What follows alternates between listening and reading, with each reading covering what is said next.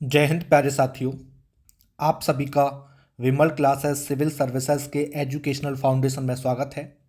तो आइए प्यारे साथियों, आज के इस वीडियो लेक्चर में हम लोग बात करेंगे यूपीएससी पीसीएस परीक्षा 2025 के लिए प्रीलिम्स के प्रैक्टिस सेट के बारे में, जिसमें कि हम लोग करंट अफेयर्स के जो इम्पोर्टेंट क्वेश्चंस हैं उन सभी को डिस्कशन करेंगे, जो कि 11 मार्च 2024 को लेकर के पूरा लेक्चर रहने वाला है। तो सभी क्वेश्चंस काफ़ी इंपॉर्टेंट होने वाले हैं, तो एंड तक वीडियो में बने रहिएगा और जो भी डाउट हो आप लोग हमें कमेंट सेक्शन में पूछ सकते हैं, ठीक है।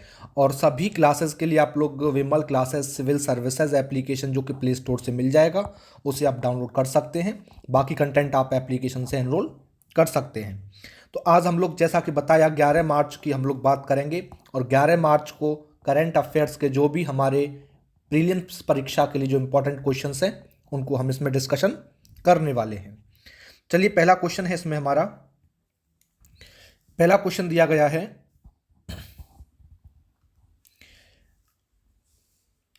केवम क्लाउड्स के संबंध में निम्नलिखित कथनों पर विचार कीजिए। तो इसने दिया है पहला स्टेटमेंट, केवम क्लाउड्स का निर्माण तब होता है जब विमान सुपरलोक लिक्विड वाटर ड्रॉप्स वाले मध्य स्तरीय अल्टोक्यूमुलस क्लाउड से गुजरते हैं।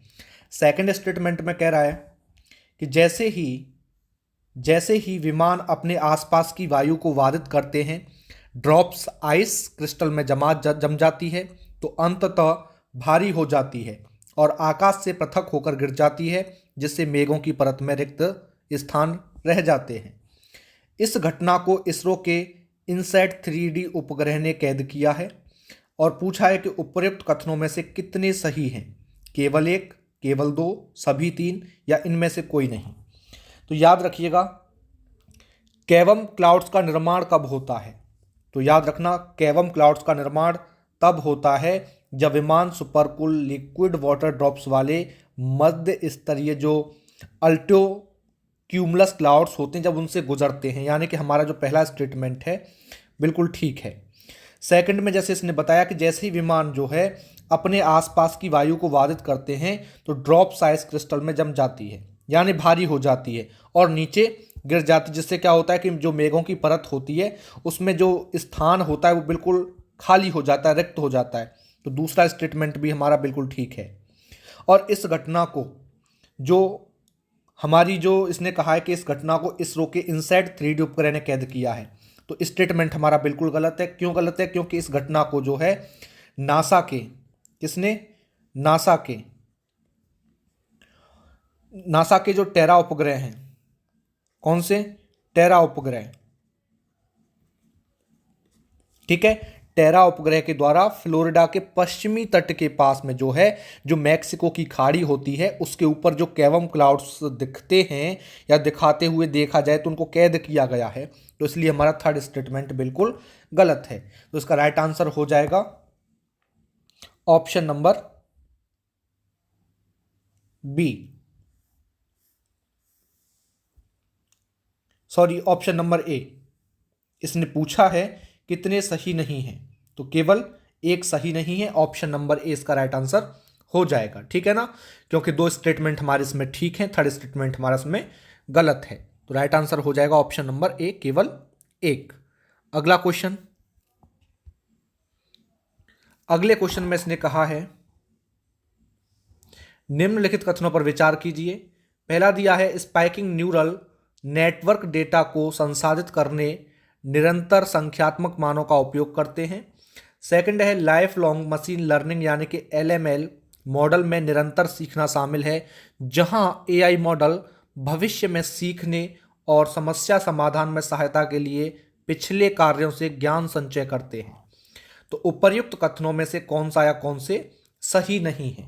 इसने पूछा है कौन से या कौन से कथन सही नहीं है। याद रखना, समग्र प्रगति कार्ड जो होता है HPC, तो जो HPC की बात हम लोगों ने की अभी, या इसने जो कहा है कि स्पाइकिंग न्यूरल नेटवर्क डेटा, तो याद रखना स्पाइकिंग न्यूरल नेटवर्क यानी कि SNN एक प्रकार का क्या है? कृत्रिम तंत्रिका नेटवर्क है, जो मानव के जो मस्तिष्क की तंत्रिका संरचना होती है उससे प्रेरित होता है। यानी कि पारंपरिक ANN की बात करें तो ये डेटा को संशोधित करने के लिए लगातार हम लोग कह सकते हैं जो संख्यात्मक जो मान होते हैं उनका उपयोग करते हैं, जबकि SNN क्रियाकलाप के अलग अलग स्पाइक्स या पल्स के आधार पर कार्य करते हैं। ठीक है ना। यानी कि SNN सूचना को संसाधित करने या फिर संचारित करने के लिए क्या होता है, स्पाइक्स के पैटर्न या समय का यूज करना पड़ता है। यानी कि ठीक उसी तरीके से जिस प्रकार मस्तिष्क में, हमारे माइंड में न्यूरॉन्स जो होते हैं वो विद्युत आवेगों के माध्यम से संचार करते हैं। यानी कि पहला वाला जो स्टेटमेंट है बिल्कुल गलत है। ठीक है। सेकंड जो कह रहा है लाइफ लॉन्ग लर्निंग, ठीक है, L2 की बात करें या life long machine learning LML, एक मशीन लर्निंग प्रतिमान होता है जिसमें अधिगम यानी कि लर्निंग, इसकी जो निरंतर प्रक्रिया होती है वो शामिल होती है। इसमें पूर्व में किए गए जो कार्य हैं उनसे ज्ञान संचय करना, या इन फ्यूचर में हम लोग कह सकते हैं कि सीखना, समस्या समाधान में सहायता के लिए इसका उपयोग करना, सब इसमें शामिल होता है। ठीक है। तो सेकंड स्टेटमेंट हमारा ठीक है। इसका राइट आंसर हो जाएगा ऑप्शन नंबर ए। कौन सा सही नहीं है, तो केवल एक सही नहीं है। ठीक है, राइट आंसर ऑप्शन नंबर ए हो जाएगा। अगला क्वेश्चन, अगले क्वेश्चन में कह रहा है निम्नलिखित कथनों पर विचार कीजिए। निम्नलिखित कथनों पर विचार कीजिए। कथन फर्स्ट दिया है समग्र प्रगति कार्ड SPC छात्रों के शैक्षणिक प्रदर्शन के मूल्यांकन के लिए एक नवीन दृष्टिकोण है जो अंकों अथवा ग्रेड पर पारंपरिक निर्भरता से भिन्न है। कथन द्वितीय दिया है कि HPC एक व्यापक 360 डिग्री मूल्यांकन प्रणाली पर आधारित है जो छात्र के विकास और अधिगम के अनुभव के विभिन्न पहलुओं पर केंद्रित है। तो उपर्युक्त कथनों के संबंध में निम्नलिखित में से कौन सा सही है। फर्स्ट दिया है ऑप्शन इसने, कथन 1 और 2 सही है। कथन 2 1 की सही व्याख्या करता है। कथन 1 व 2 दोनों सही है तथा कथन 2 कथन 1 की सही व्याख्या नहीं करता। कथन 1 सही है लेकिन कथन 2 गलत है। कथन 1 गलत है लेकिन कथन 2 सही है। तो याद रखिएगा, इसने जो कहा है समग्र प्रगति कार्ड SPC, ये छात्रों के शैक्षणिक प्रदर्शन के मूल्यांकन के लिए एक नया दृष्टिकोण है जो कि अंक और ग्रेड इन पर कह सकते हैं पारंपरिक निर्भरता से बिल्कुल भिन्न है। पहला स्टेटमेंट हमारा बिल्कुल सही है, कथन फर्स्ट सही है। और एक व्यापक, ये जो कह रहा है कि व्यापक 360 डिग्री मूल्यांकन प्रणाली पर आधारित है जो छात्र के विकास और अधिगम के अनुभव के अलग अलग पहलुओं पर केंद्रित है, यानी कि दूसरा भी हमारा बिल्कुल ठीक है। हम लोग कह सकते हैं कि ए भी सही है कथन हमारा, द्वितीय भी सही है। ठीक है। और जो कथन है दूसरा वो कथन ए के लिए सही स्पष्टीकरण भी करता है। तो राइट आंसर हो जाएगा ऑप्शन नंबर ए। कथन 1 सही है, 2 सही है और कथन 2 1 की सही व्याख्या करता है। ठीक है। अगला क्वेश्चन, अगला क्वेश्चन कह रहा है ऊर्जा दक्षता ब्यूरो, ऊर्जा दक्षता ब्यूरो BEE के संबंध में निम्नलिखित कथनों पर विचार कीजिए। पहला दिया है स्टेटमेंट, इसकी स्थापना पर्यावरण संरक्षण अधिनियम 1986 के प्रावधानों के तहत की गई थी। सेकंड है BEE नवीन और नवीनीकरणीय ऊर्जा मंत्रालय के दायरे में आता है। तीसरा है इसके प्राथमिक उद्देश्यों में भारतीय अर्थव्यवस्था की ऊर्जा तीव्रता को कम करना शामिल है। उपर्युक्त में से कितने कथन सही हैं? केवल 1, केवल 2, सभी 3, इनमें से कोई भी नहीं। देखिए ऊर्जा दक्षता ब्यूरो BEE क्या होता है। जो BEE की यहां बात की जा रही है, याद रखना इसकी जो स्थापना थी, स्थापना कब हुई थी? 1 मार्च 2002 को, 1 मार्च 2002 को। और किसके तहत की गई थी इसकी स्थापना? ऊर्जा मंत्रालय के तहत। ऊर्जा मंत्रालय के तहत इसकी स्थापना की गई थी ऊर्जा संरक्षण अधिनियम 2001 के द्वारा। ठीक है, किसके द्वारा? 2001 के द्वारा। यहां जो कह रहा है 1986 ये गलत है क्योंकि 2001 के द्वारा की गई थी। ठीक है, तो पहला स्टेटमेंट हमारा बिल्कुल गलत। BEE विद्युत मंत्रालय के दायरे में आता है, ना कि ऊर्जा मंत्रालय के। तो सेकंड वाला भी गलत है क्योंकि किस में आता है? ये विद्युत मंत्रालय के दायरे में। विद्युत मंत्रालय के दायरे में आता है। ठीक है। और तीसरे में जो कह रहा है, इसके प्राथमिक उद्देश्यों में भारतीय अर्थव्यवस्था की ऊर्जा तीव्रता को कम करना शामिल है। तो याद रखना, BEE का जो मिशन है, भारतीय अर्थव्यवस्था की जो ऊर्जा है, उसकी ऊर्जा की जो बढ़ती मांग है उसको कम करने के जो प्राथमिक उद्देश्य हैं, उन सभी उद्देश्यों के साथ जो ऊर्जा दक्षता होती है उसके लिए नीतियां, रणनीतियां, इन सबको विकसित करने में सहायता प्रदान करता है। यानी कि तीसरा वाला स्टेटमेंट हमारा क्या है, सही है। और BEE ने जो है भारत को अपनी ऊर्जा खपत लगभग 3.5% कम करने में भी मदद की है। तो इसका राइट आंसर हो जाएगा ऑप्शन नंबर ए। केवल एक सही है इसमें हमारा, ऑप्शन नंबर थर्ड वाला। ठीक है। अगला क्वेश्चन, अगले क्वेश्चन में कह रहा है कि भारत की ऊर्जा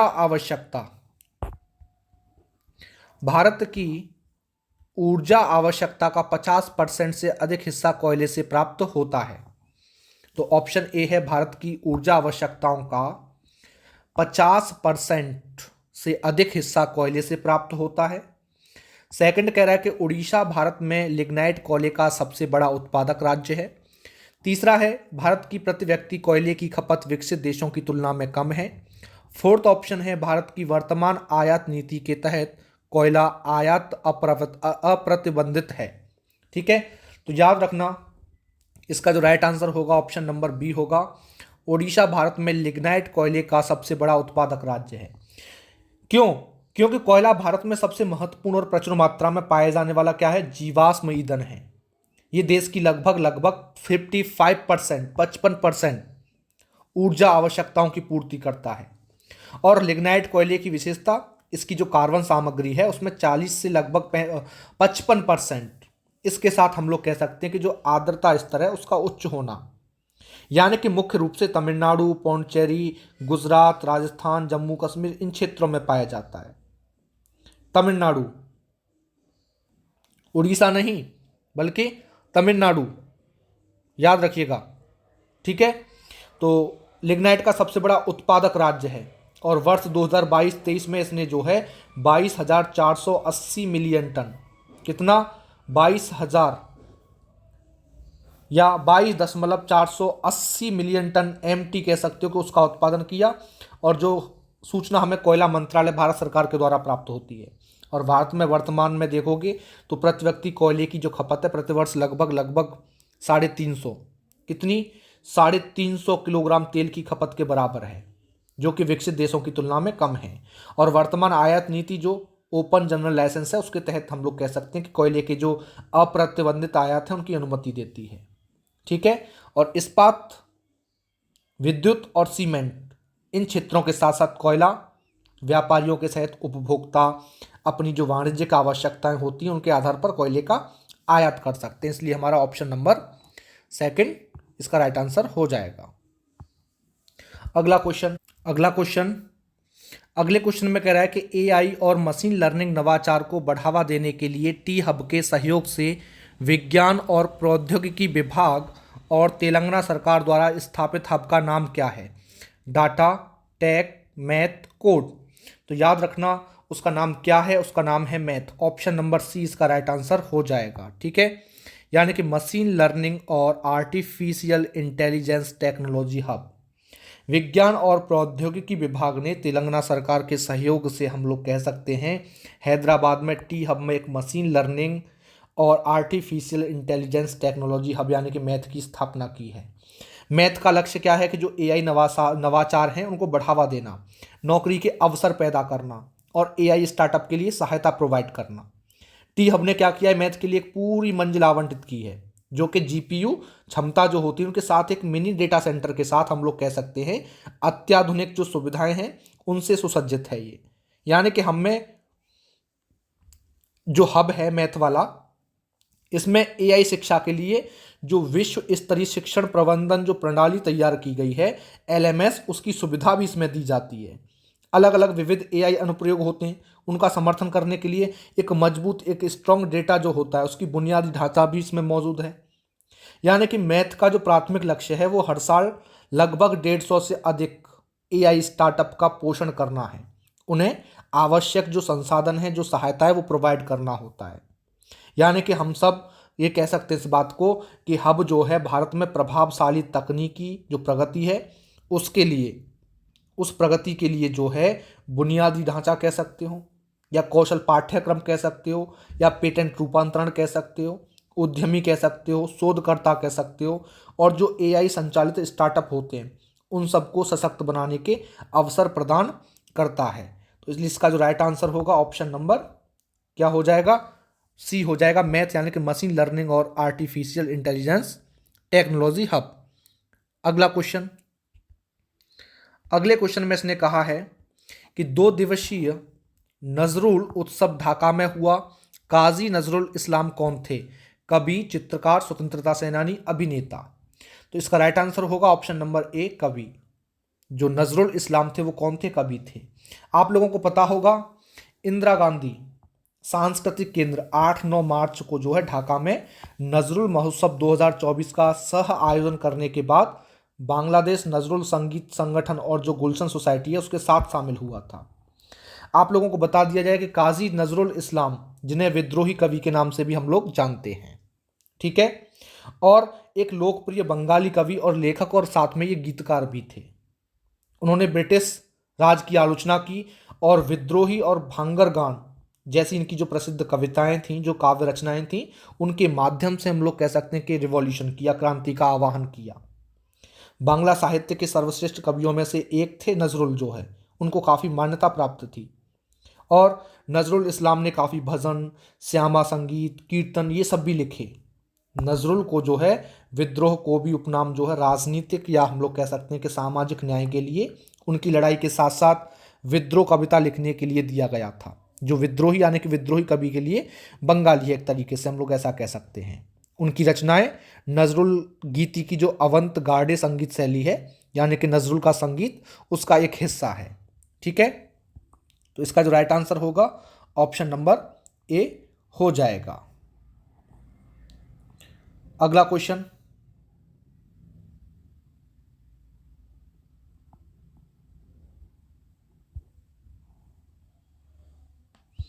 अगले क्वेश्चन में ये कह रहा है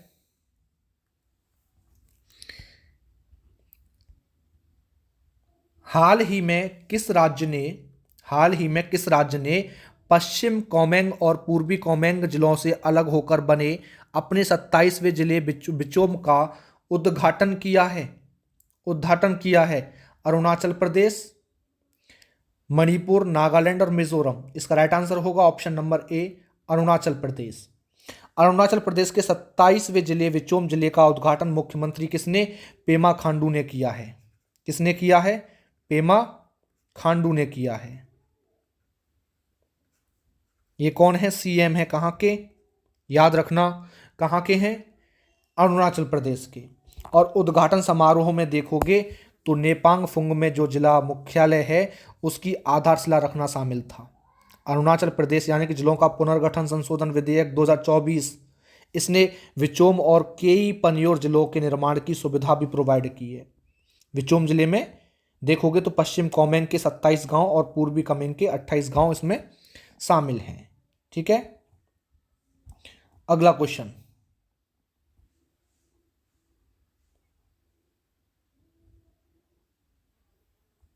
अगले क्वेश्चन में ये कह रहा है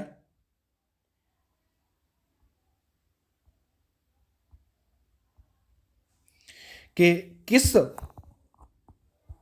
केंद्रीय मंत्री ने नई दिल्ली में 5वें ओएनजीसी पैरा गेम्स का उद्घाटन किया? पीयूष गोयल, धर्मेंद्र प्रधान, नितिन गडकरी, हरदीप सिंह पुरी। तो राइट आंसर होगा option number D, Hardeep Singh Puri. क्योंकि पेट्रोलियम एवं प्राकृतिक गैस और आवास या शहरी मामलों के जो मंत्री हैं वो श्री हरदीप सिंह पुरी हैं और उन्होंने 5वें ओएनजीसी पैरा गेम्स का उद्घाटन किया है। और ये आयोजन जो है याद रखना 8 मार्च से, कब से? 8 मार्च से 10 मार्च तक, 10 मार्च 2024 तक त्यागराज स्टेडियम नई दिल्ली में हुआ। कहाँ? त्यागराज स्टेडियम।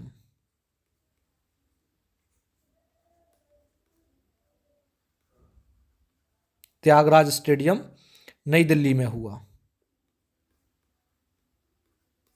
ठीक है। और जो श्री पुरी हैं या हरदीप सिंह पुरी जो हैं, उन्होंने अधिक मानवीय समाज को परिभाषित करने में उनके योगदान पर प्रकाश डालते हुए जो पैरा एथलीट है उनके दृढ़ संकल्प और इच्छा शक्ति की प्रशंसा भी की, ऐसा हम लोग कह सकते हैं।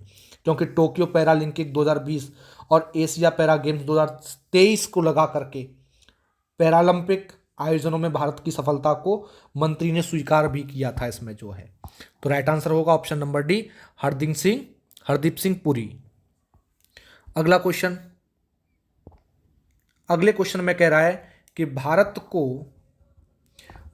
को हाल ही में खसरा और रुबेला, भारत को हाल ही में खसरा और रुबेला चैंपियन, कौन सा रुबेला चैंपियन ग्लोबल अवार्ड मिला है? खसरा और रुबेला खाली जगह के कारण होते हैं, जीवाणु, वायरस, प्रोटिस्टा या कवक। तो राइट आंसर हो जाएगा ऑप्शन नंबर बी, वायरस। ठीक है, क्योंकि भारत ने उत्कृष्ट रोग नियंत्रण प्रयासों के लिए वैश्विक खसरा और रुबेला चैंपियन पुरस्कार जीता। और ये पुरस्कार जो है 6 मार्च को वाशिंगटन के जो राजदूत थी श्री प्रिया रंगनाथन, उन्होंने प्राप्त किया है इसको। ठीक है, और याद रखिएगा खसरा और रुबेला इस साझेदारी में American Red Cross, Bill and Melinda Gates Foundation, Global Alliance for Vaccine and Immunization यानी कि गैवी, यूनिसेफ और विश्व स्वास्थ्य संगठन इसमें शामिल है। हालांकि खसरे को रुबेला भी कहा जाता है और ये छोटे बच्चों के लिए गंभीर और घातक भी हो सकता है, क्योंकि रुबेला जिसे जर्मन खसरा या 3 दिवसीय खसरा भी कहते हैं, ये क्या है? संक्रामक वायरल संक्रमण है जो अपने विशिष्ट लाल चकत्ते से जाना जाता है। रुबेला खसरा, जिसे रुबेओला भी कह सकते हैं, उसके समान नहीं है। हालांकि दोनों बीमारियों में लाल चकत्ते सहित कुछ लक्षण सेम होते हैं। ये भी याद रखिएगा कि रुबेला खसरे की तुलना में एक अलग वायरस के कारण होता है और ना तो उतना संक्रामक होता है और ना ही आमतौर पर खसरे जितना गंभीर होता है। ठीक है, तो राइट आंसर होगा option number B, option number 20 का राइट आंसर हो जाएगा।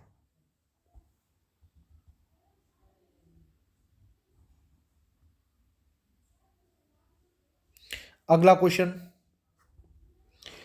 पोषण पखवाड़ा के आयोजन के लिए कौन सा मंत्रालय जिम्मेदार है? स्वास्थ्य और परिवार कल्याण मंत्रालय, सेकंड है सामाजिक न्याय और अधिकारिता मंत्रालय, महिला एवं बाल विकास मंत्रालय, फोर्थ है खाद्य प्रसंस्करण उद्योग मंत्रालय। तो इसका राइट आंसर होगा ऑप्शन नंबर सी, महिला एवं बाल विकास मंत्रालय। क्योंकि महिला एवं बाल विकास मंत्रालय के द्वारा पोषण पखवाड़ा 2024 का आयोजन किया गया है। पखवाड़ा का उद्देश्य क्या है कि पोषण भी, पढ़ाई भी और गर्भवती महिलाओं के स्वास्थ्य के लिए जो आहार प्रथाएं हैं या उनको लेकर के जो विषय हैं उन पर ध्यान केंद्रित करते हुए एक बड़े स्केल पर संवेदीकरण और सामुदायिक गतिविधियों का संचालन करना है। क्योंकि केंद्रीय मंत्री आप लोग जानते हैं स्मृति ईरानी ने प्रारंभिक बचपन देखभाल और शिक्षा, पारंपरिक आहार प्रथा, मातृ एवं शिशु स्वास्थ्य, टिकाऊ खाद्य प्रणाली, स्वच्छता और एनीमिया प्रबंधन, इन सभी विषयों पर प्रकाश डाला। यानी कि सुपोषित भारत के लिए पोषण से जुड़ी जो आदत हैं उनमें बदलाव लाने के लक्ष्य के साथ साथ अब तक 90 करोड़ से अधिक संवेदीकरण गतिविधियां आयोजित की जा चुकी हैं। और मार्च से अप्रैल 2023 में आयोजित जो पिछली पोषण पखवाड़ गतिविधियां थी उनमें 4 करोड़ से अधिक संवेदीकरण गतिविधियों की सूचना दी गई थी, जो कि बाजरा प्रोत्साहन, स्वस्थ बालक प्रतिस्पर्धा उत्सव और सक्षम आंगनवाड़ियों को लोकप्रिय बनाने के लिए जो विषय थे उन पर केंद्रित थी। और जब भागीदारी, सक्षम आंगनवाड़ी और मिशन पोषण 2.0 का एक प्रमुख उद्देश्य हम लोग कह सकते हैं, जिसका लक्ष्य जन आंदोलन और पोषण पखवाड़े या पोषण माह जैसे जो वार्षिक समारोह होते हैं उनके सभी के माध्यम से पोषण से जुड़े व्यवहार में बदलाव लाना होता है। ठीक है, तो राइट आंसर इसका हो जाएगा ऑप्शन नंबर सी, महिला एवं बाल विकास मंत्रालय। अगला क्वेश्चन देखिए, नेक्स्ट क्वेश्चन में कह रहा है राष्ट्रपति द्रौपदी मुर्मू राष्ट्रीय दिवस समारोह के लिए मुख्य अतिथि के रूप में किस देश का दौरा कर रही हैं? Maldives, Mauritius, Madagascar, Seychelles. इसका राइट आंसर होगा ऑप्शन नंबर बी, मॉरिशस। राष्ट्रपति द्रौपदी मुर्मू जो है राष्ट्रीय दिवस समारोह के लिए मुख्य अतिथि के रूप में मॉरिशस का दौरा कर रही हैं और वो मॉरिशस सरकार के निमंत्रण पर जो है 12 मार्च 2024 को समारोह में शामिल होंगी, यानी कि आज के दिन शामिल होंगी। और अपनी यात्रा के दौरान राष्ट्रपति मुर्मू मॉरिशस के राष्ट्रपति और प्रधानमंत्री के साथ द्विपक्षीय बैठकें भी करेंगी। राष्ट्रपति मुर्मू की जहां बात हो रही है और प्रधानमंत्री जुगनाथ संयुक्त रूप से हम लोग कह सकते हैं कि मॉरिशस में 14 भारत समर्थित परियोजनाओं का उद्घाटन करेंगे और यात्रा भारत और मॉरिशस के बीच दीर्घकालिक और स्थायी संबंधों को रेखांकित करती है। और 12 मार्च को जो मॉरिशस का राष्ट्रीय दिवस बनाया जा रहा है, महात्मा गांधी और भारतीय स्वतंत्रता संग्राम की याद भी दिलाता है ये दिन जो है, क्योंकि भारत और मॉरिशस के बीच राजनयिक संबंध 1948 में स्थापित हुए थे, जिसमें दोनों देशों के बीच एक महत्वपूर्ण ऐतिहासिक संबंध था। ठीक है, तो इसका जो राइट आंसर होगा वो क्या होगा? Option number B, Mauritius. ठीक है, अगला क्वेश्चन देखिए।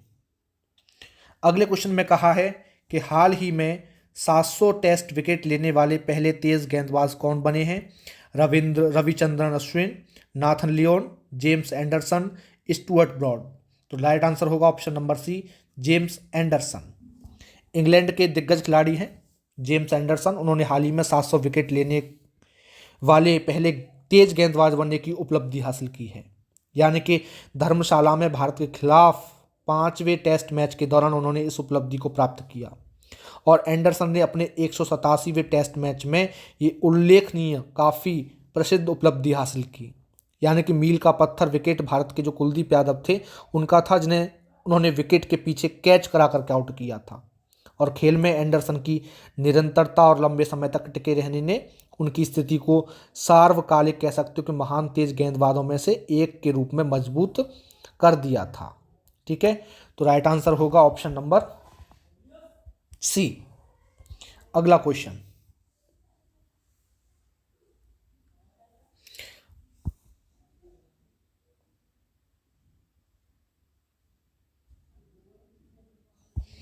अगला क्वेश्चन कह रहा है संयुक्त अरब अमीरात के निम्नलिखित में से किस अमीरात ने भारत के साथ गहरे संबंधों का जश्न मनाने के लिए इंडिया बॉय द क्रीक उत्सव शुरू किया?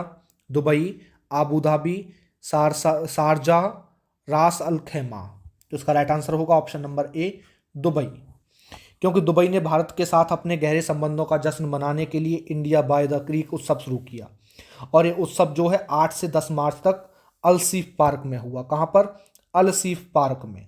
और इसमें संगीत प्रदर्शन, साहित्यिक चर्चा, कविता पाठ, यानी कि इन सबको लगा करके अलग अलग जो सांस्कृतिक कार्यक्रम होते हैं उन सब का प्रदर्शन किया गया।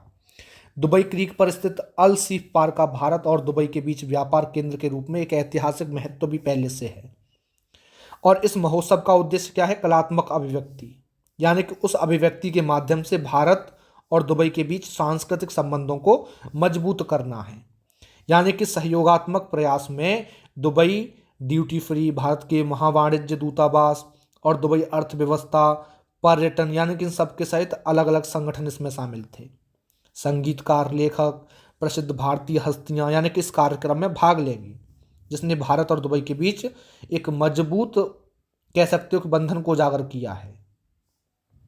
ठीक है, तो इसका जो राइट आंसर होगा ऑप्शन नंबर ए हो जाएगा, दुबई। अगला क्वेश्चन, अगले क्वेश्चन में कह रहा है कि एनपीसीआई और फोनपे ने भारत और नेपाल के बीच सीमा पार यूपीआई लेन देन के लिए सहयोग किया है।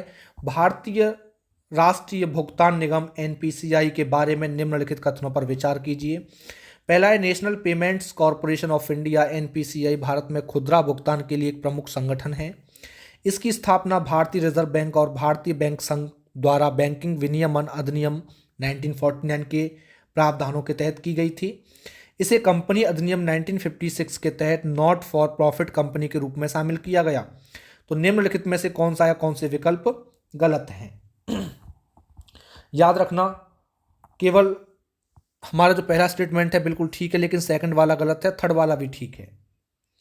यूपीआई अब भारत और नेपाल के बीच सीमा पार लेन देन को सक्षम बनाता है, जिसमें हम लोग कह सकते हैं कि भारतीय पर्यटकों के लिए भुगतान सुविधाजनक हो जाता है। और ये साझेदारी अलग अलग नेपाली व्यापारियों को क्यूआर कोड आधारित जो यूपीआई होती है या भुगतान की जो परमिशन होती है वो सब देती है, जिससे आर्थिक संबंध बढ़ते हैं। ठीक है। और एनपीसीआई इंटरनेशनल पेमेंट्स लिमिटेड और फ़ोनपे के संयुक्त प्रयास ने क्या किया है, भारत के बीच डिजिटल कनेक्टिविटी में एक महत्वपूर्ण, हम लोग कह सकते हैं कि महारत हासिल की है। ठीक है। तो राइट आंसर हो जाएगा ऑप्शन नंबर बी, केवल दो गलत है, बाकी हमारा फर्स्ट और थर्ड वाला ठीक है। तो उम्मीद करता हूं कि आज के करंट अफेयर्स के क्वेश्चन, 11 मार्च के करंट अफेयर्स के क्वेश्चंस आप लोगों को क्लियर हो गए होंगे, और ऐसे ही आप लोगों को प्रत्येक दिन करंट अफेयर्स के एमसीक्यूज प्रैक्टिस सेट के तरीके से हम लोग कराते रहेंगे। ठीक है। तो आज के लिए इतना ही, फिर मिलते हैं अगले लेक्चर में। धन्यवाद।